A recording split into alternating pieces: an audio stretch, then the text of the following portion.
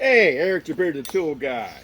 This is my Flex FX1451 mid torque, 3.5 stacked lithium, fully charged. I'm putting in a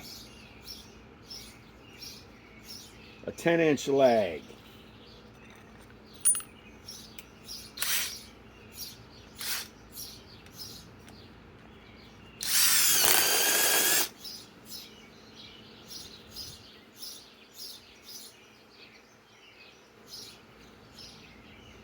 Yep, that should do it.